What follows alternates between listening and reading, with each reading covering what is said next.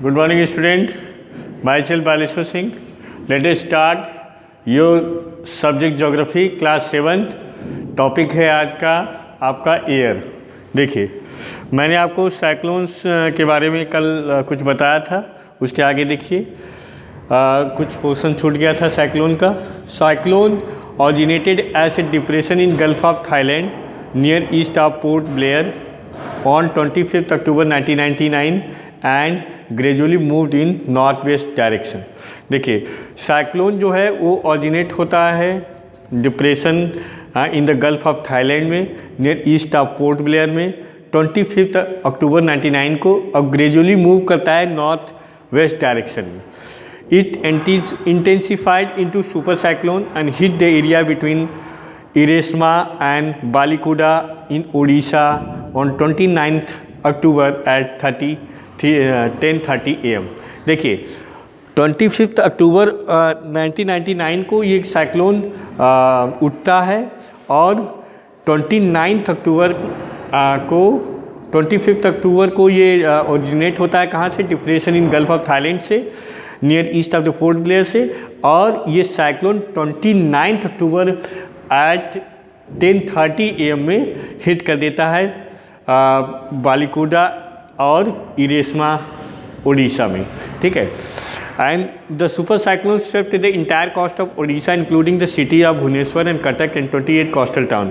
और ये जो सुपर साइक्लोन होता है ये उड़ीसा रीजन में फैल जाता है, जो कि city of Bhubaneswar and Cuttack और 28 कोस्टल टाउन में पूरा फैल जाता है super cyclone. About 13 million peoples were affected. 13 million लोग क्या होते हैं, इससे प्रभावित होते हैं। A large number of livestock were killed, और इसमें बहुत भारी संख्या में हम कह सकते हैं बहुत भारी संख्या में जानवरों की मृत्यु होती है, कैटल्स की मृत्यु होती है।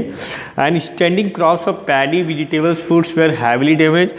इसमें धान हो गया, पैडी हो गया, वीट हो गया कि भारी मात्रा में तहस नहस होता है या भारी मात्रा में नुकसान होता है पैडी का और वीट का, जो भी फसलें होती हैं। ठीक है, due to salinization caused by tidal surge large track of agriculture land and have turned infertile.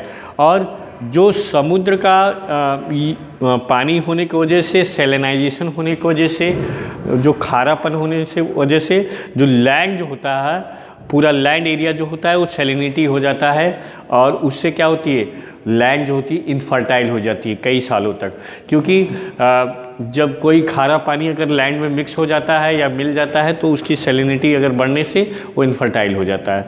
ठीक है, large track of sal, teak and bamboo plantation have disappeared. और इसमें बड़े बड़े जो साल के पेड़ थे, टीक के, महोगनी के पेड़ थे, या बड़े बड़े जो टिम्बर वाले पेड़ थे, वो सब क्या हो गए, डिसअपीयर हो गए, नष्ट हो गए एक तरह से, we can say that. Mangrove forest between Paradip and Konark vanished. और जो मैंग्रोव फॉरेस्ट पाया जाता था पारादीप एंड कोणार्क में, वो टोटली तहस नहस हो गया और टोटली हम कह सकते हैं ख़त्म हो गया वहाँ से।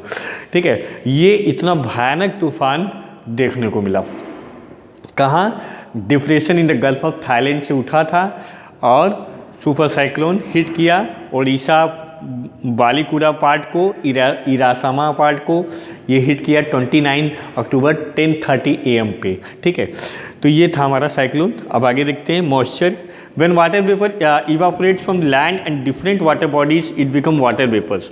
Moisture in the air at any time is known as humidity. देखिए, क्या होता है कि जैसे समुद्री पानी है या समुद्र का जो पानी है या हाई ह्यूमिड टेम्परेचर वाला जो पानी है, उसमें क्या होता है, वो वेपोरेट करना शुरू कर देता है, वाष्पीकरण उसका होने शुरू हो जाता है।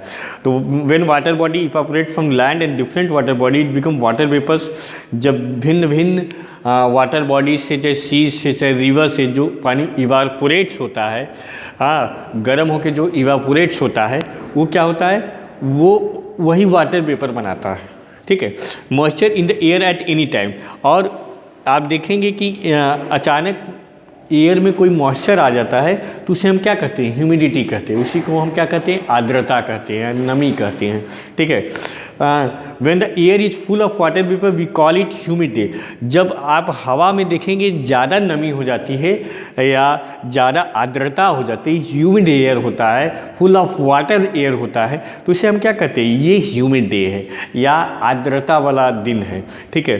As the air gets warmer, जैसे ही एयर ज़्यादा गर्म होता है, हाँ, its capacity to hold water vapour increase, और उसकी जो क्षमता होती है एयर की वो बढ़ जाती है पानी को इंक्रीज़ करने का, वाटर वेपर को इंक्रीज़ करने की जो क्षमता होती है वो बढ़ जाती है। And so it become more and more humid, ज़्यादा, तब वो ज़्यादा ह्यूमिड हो जाता है। ऑन ए ह्यूमिड डे हम लोग प्राय कहते हैं कि ह्यूमिड डे में क्या होता है, cloth take longer to dry and sweat from our body does not evaporate easily making feel very uncomfortable.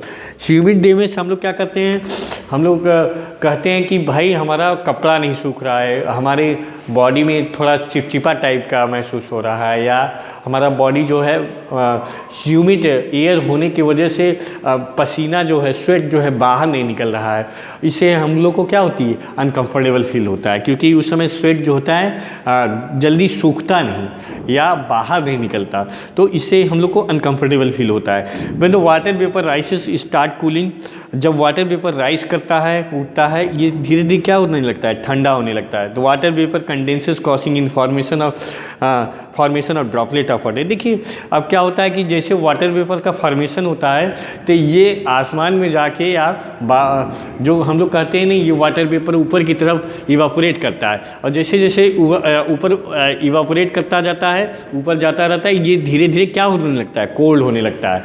पहले हीट की वजह से इवापोरेट करता है, उसके बाद ये जब एक हाइट में जाता है तो ये क्या होता है, ये कोल्ड होने लगता है, और उसके बाद यही जो ढेर सारे वाटर वेपर्स होते हैं ये ड्रॉपलेट का फॉर्मेशन करते हैं, ड्रॉपलेट के फॉर्म में हो जाते हैं। जब ये मास ड्रॉपलेट हो जाते हैं या यही ड्रॉपलेट ज़्यादा हो जाते हैं तो ये क्लाउड कहे जाते हैं। क्या कहे जाते हैं, क्लाउड कहे जाते हैं।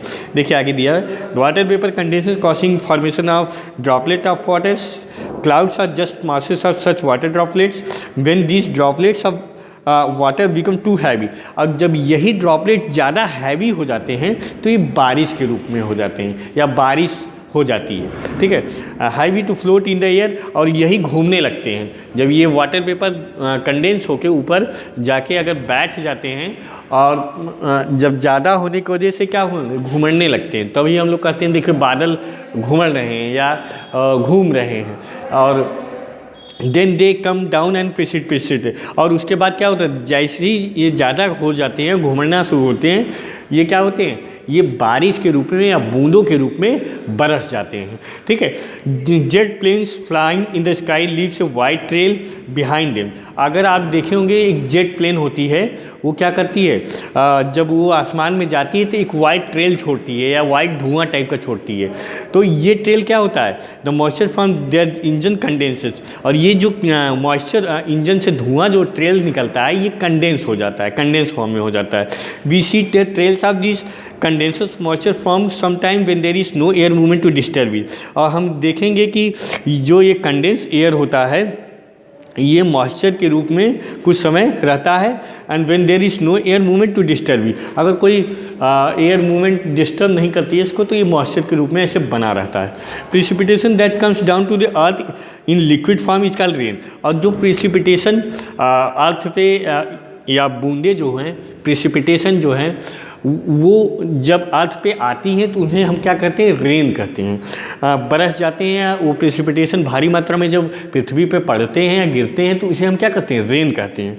Most of the ground water comes from the rain water, और ज़्यादातर जो ग्राउंड वाटर है या हमारे जो नीचे से धरती के नीचे से निकलने वाला जो पानी है वो उसे हम क्या कहते हैं, उसे रेन वाटर से ही कंजर्व किया जा सकता है, या हम कह सकते हैं संरक्षित जो होता है या वाटर लेवल को मेंटेन करने के लिए रेन वाटर बहुत ज़रूरी है। बिकॉज अगर रेन नहीं होगा तो हमारा जो नीचे का पानी है, नीचे के सतह का जो पानी है वो क्या होता है, वो नीचे चला जाता है, इसलिए रेन होना बहुत ज़रूरी है। Most of the ground water comes from the rain water. Plant help preserve water. और प्लांट क्या सहायता करते हैं? प्लांट जो होते हैं ये पानी को संरक्षित करने के लिए बहुत महत्वपूर्ण माने जाते हैं, क्योंकि यही प्लांट जो होते हैं पानी को एब्जॉर्ब कर लेते हैं और धरती के नीचे डाल देते हैं या छोड़ देते हैं। तो उससे क्या होता है, वो पानी का जो सतह होता है वो बना रहता है और प्लांट उसको कुछ दिन में नीचे सोखते रहते हैं। Plant help preserve water. When trees on the hillside are cut, rainwater flow down the bare mountain and can cause flooding of low-lying area. On the basis of mechanism, there are 3 types of rainfall: convectional rainfall, orographic rainfall and cyclonic rainfall. आप देखे होंगे कि mountain area पे जब plant काटे जाते हैं तो उससे क्या होता है, फ्लडिंग आता है। क्यों? जो पानी होता है वो लो लाइंग एरिया में चला जाता है। लो लाइंग एरिया मतलब सीज एरिया में चला जाता है या रिवर एरिया में चला जाता है, तो उससे क्या होता है, फ्लड आ जाता है। क्योंकि माउंटेन से जब पेड़ काट दिए जाते हैं तो पेड़ जो माउंटेन का पानी सोखते थे वो नहीं सोखते हैं, तो वो कहाँ चला जाएगा, लो लाइंग एरिया में जाने से फ्लडिंग क्रिएट करता है। और देखिए 3 टाइप के रेनफॉल मेनली होते हैं: convectional rainfall, orographic rainfall and cyclonic rainfall. Rainfall is very important for survival of the plant and animal. It bring fresh water to earth surface. If rainfall is less, water scarcity and drought occur.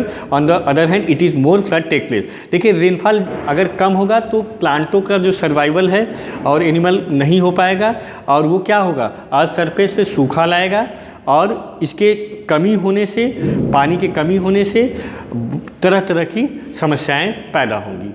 आज का video पूरा ख़त्म हो गया आपका chapter. Next video में आपको पूरा व्हाट्सएप के थ्रू भेज दिया जाएगा क्वेश्चन आंसर। Thank you.